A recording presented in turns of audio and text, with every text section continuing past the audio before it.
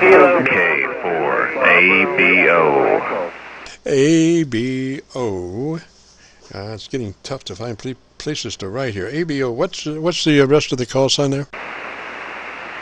Yeah, the call is Kilo 4 Alpha Bravo Oscar K4ABO. Roger, sir. And what's the name? West of Atlanta. I'm sorry, ABO. What's your name? Name is Justin here. Justin. Did you say west of Atlanta? Yeah, northwest of Atlanta, just outside of Atlanta, Georgia. Roger. Oh, Roger. You know, my Atlanta SDR has been down all afternoon. I usually run an SDR in Atlanta just to give me something to work on for folks down in Florida. You know, because that's a long haul there from Miami up barefoot. I ran across my relative down in West Palm yesterday. He was running 100 watts, and I had to get a relay, but it was really a small world. I haven't talked to him in, gosh, many years. Anyway, what radio are you running, sir?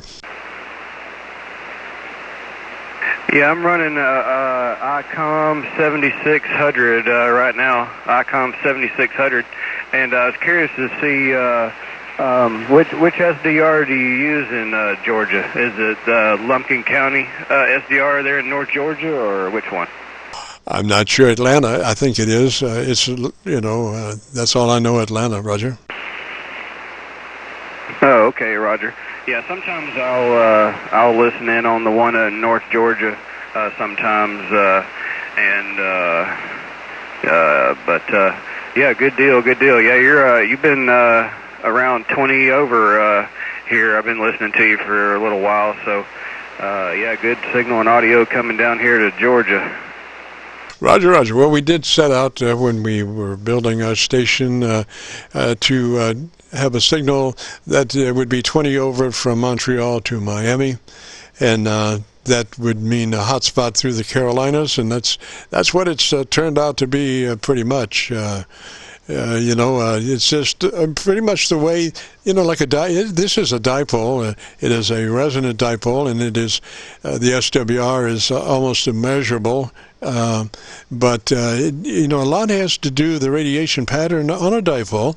A lot has to do with the way it's oriented, east, west, north, south, or combinations thereof that forces that signal more to broaden out or to become more you know, directional, Roger, as a dipole can be directional.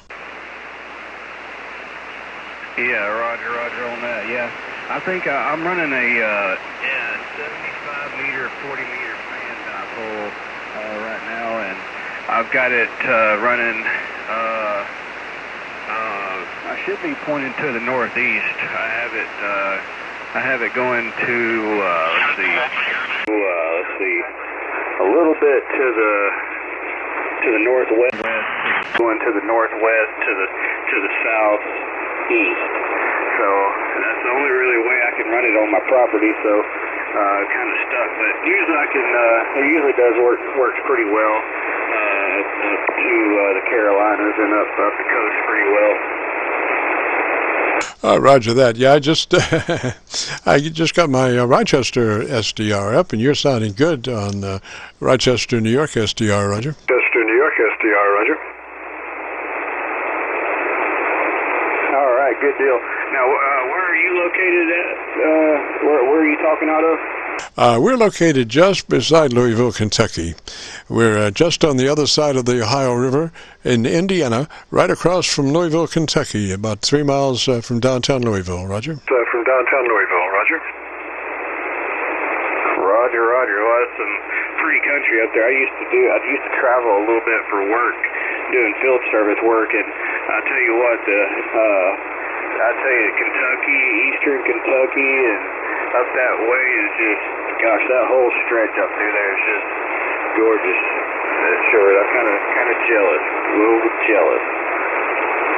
Roger. Well, you know, a long time ago when I was looking to move west, I was working for a group of stations in the Carolinas, from a company called Smiles Associates. At that time, you know, they could only own 7 radio stations.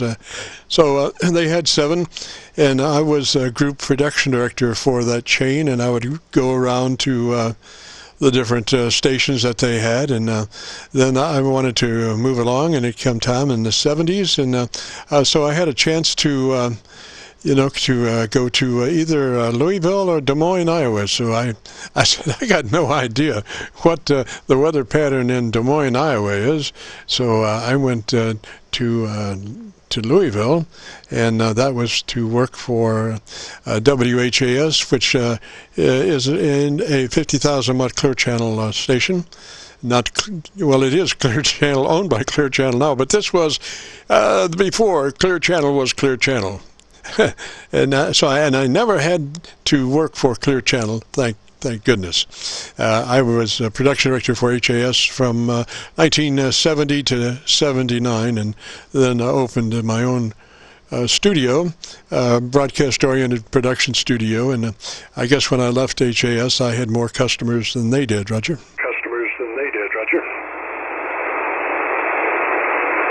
Wow, that's pretty cool there, pretty cool. I think I've missed my calling, but I've always kind of wanted to get into broadcast and stuff, but just never did. I guess I don't have the personality for it. I guess I'd have to work behind the scenes or something, but I guess you made a good choice. I guess Iowa gets a lot of tornadoes and a lot of bad weather comes through there, I guess. Roger, I'm not real sure. I was just real happy. You know, HAS being a 50,000 watt station, I could compete nationally, and I found I didn't have to go to New York or Chicago or LA to be able to compete, because with the 50,000 watt station, they blanketed 3/4 of the states at night, and so I could compete without having to go to those markets that. Well, the thing I liked about Louisville was that you could be downtown, which is a nice little metropolis, and then in 10 minutes you could be in some deep woods, camping out. Roger. Very cool, very cool. All right, well, I won't hold it up. I know you got a little while to go, so I'll let you take a couple more. And yeah, just before you go, how's my audio up your way? Sounds really good. I would add, what radio was it again? It's a ICOM 7600, but I am using a little Behringer mixer board in line with it, with a little broadcast mic. So it's running all the audio through the accessory port through the back. Roger. Now, did you say 7600 or 7610? It's a 7600. Roger, not familiar with that, but I would crank in a couple of clicks more on the top end, and maybe a couple of clicks more on the bottom end if you've got that real handy, and you can do that real quick, and we'll see what that does, Roger. All right, so you're saying a little bit more highs, and then a little bit more low end? Yes, sir. Yeah, a couple of clicks top end, a couple of clicks bottom end. All right, that's a little bit of a turn up on the highs, and a little bit more with the low. All right, come back and tell me about your antenna system. Okay, it's a homebrew, 80 meter, 40 meter fan dipole, home built. Gosh, I thought I was going blind for a minute. Somehow my main screen got reduced to about a quarter screen, and I didn't even notice. I just was saying, hey, why can't I see things? All right, and let's see. Tell me about the 7300, what you like best about that.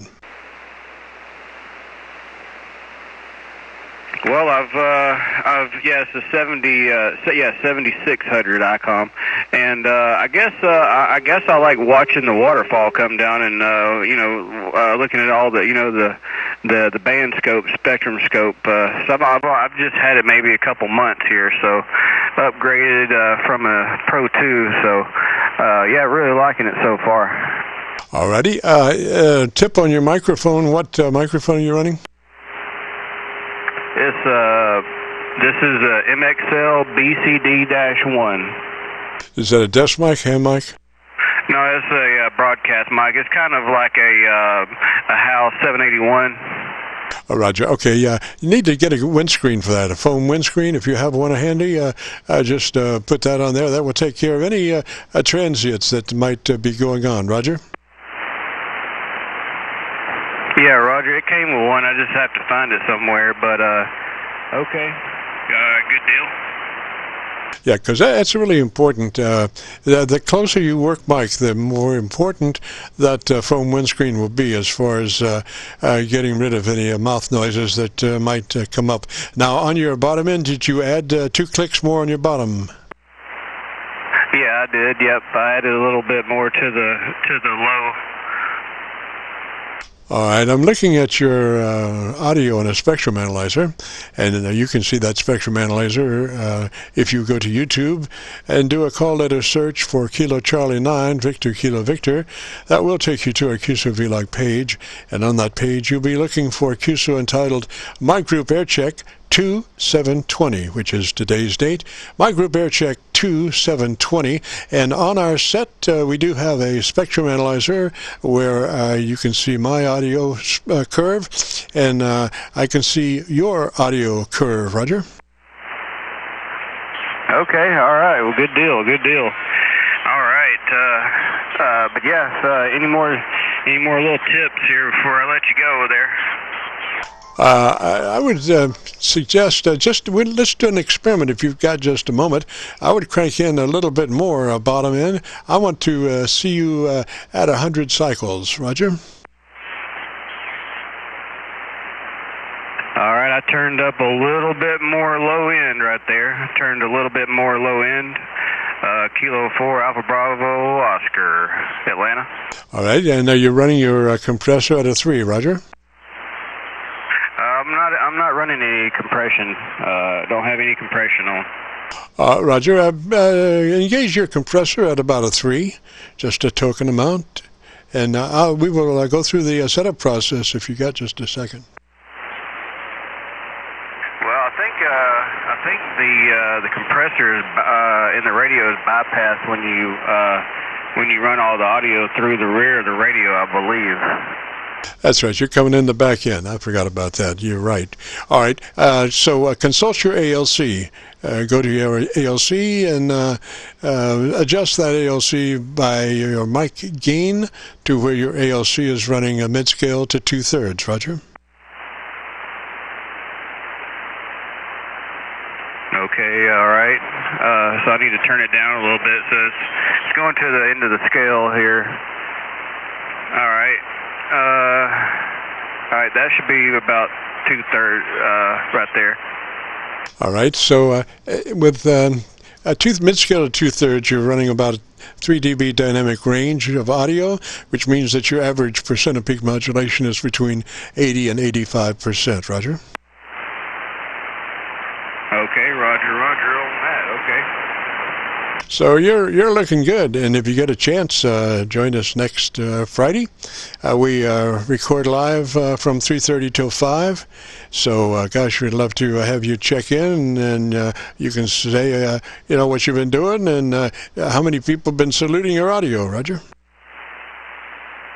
All right, Roger. I appreciate the few tips there for sure. And all right, I'll let you go and close out. This is Kilo 4 Alpha Bravo Oscar, Justin here in Atlanta.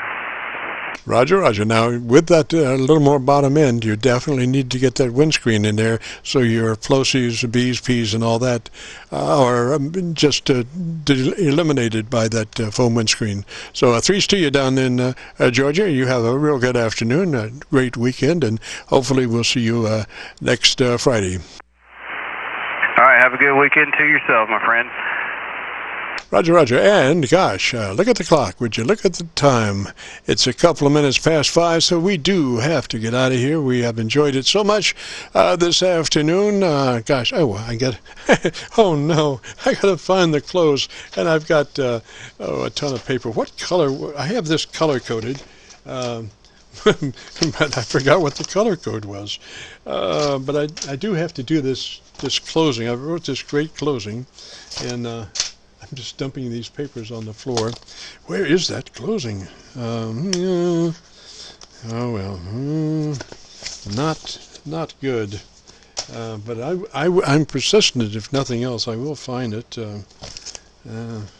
But maybe not this year. Well, unfortunately, I have no idea what the closing is. So let me just say I've really enjoyed it today, and glad you could drop by if you did. We got you recorded, and if you go to YouTube and do a call letter search for Kilo Charlie 9 Victor Kilo Victor, that will take you to our Qso-Vlog page, and on that page you'll be looking for entity called My Group Air Check 2720. My Group Air Check 2720, which is today's recording.